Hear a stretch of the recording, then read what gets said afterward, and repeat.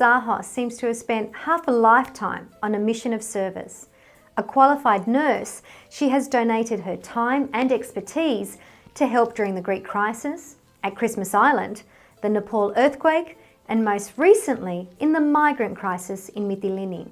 I was very grateful for 5 minutes to sit and chat with this extraordinary woman. Helen, welcome again to Meraki TV.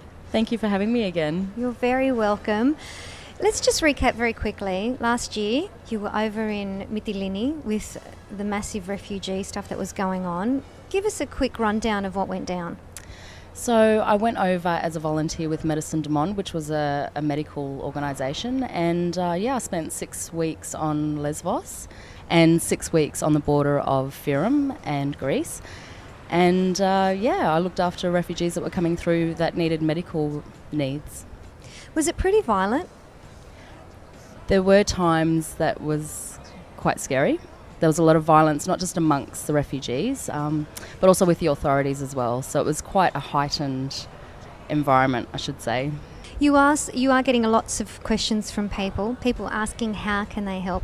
You've started a volunteer Facebook page. Tell us a little bit about that. I'm still getting the Facebook page together. It is basically a page where volunteers can go on the Facebook page, follow links that I've added on there to help them find groups that they might be interested in joining or giving money to, volunteering whilst they're over there. Some people, I think, are going now at this time of year for a holiday, and it's a great opportunity to spend a week out of, say, a 6-week holiday, to spend 1 week volunteering their services.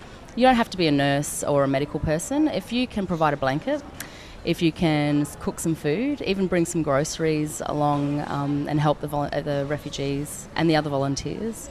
And what do you say to people who say, look, είσαι Ελληνίδα, πρέπει να κοιτάξουμε τους δικούς μας πρώτα? It's almost, I think some people almost see it as a betrayal that you're helping the refugees, not the Greeks. What have you got to say to that? Well, firstly, you're correct in what you're saying. I've had a lot of comments. My own family in Greece have made that comment to me, and it's something that's caused a lot of arguments around dinner tables. But what they don't realise is I've gone to Greece myself to volunteer purely to help Greek people that were struggling in the financial crisis in the past. But I also think if we're volunteering and helping in the refugee crisis, we're actually taking the pressure off the local Greek people that are picking up the pieces. If you're taking, not necessarily very young kids, but say some teenagers with you, would you recommend taking a day and letting them help out as well? Oh, I think that's important. I honestly do, and I understand, look, earlier you touched on about violence and danger, but these camps have little children and families just like you or I would have, and I think it's important to teach our children what's actually happening out there. And I think it's refreshing for these kids nowadays to see that not everyone gets an iPad or an iPhone. They are quite, we live a very different life here. Now you're also just starting, just quietly, a little book for a nurse that was murdered. Yes. So I don't know Gail Woodford personally, but I actually worked out in the area that she was working at the time she was murdered. And as a remote area nurse, and having spent time out in the AP Winelands after I left the Northern Territory, I felt that there's a common bond that us remote area nurses experience and that we have, because we have done time out in these very remote areas. So I got a few nurses together, and we're going to write some short stories and compile that, but I really would like to dedicate that and any proceeds that are, come out of that to go to Gail's family.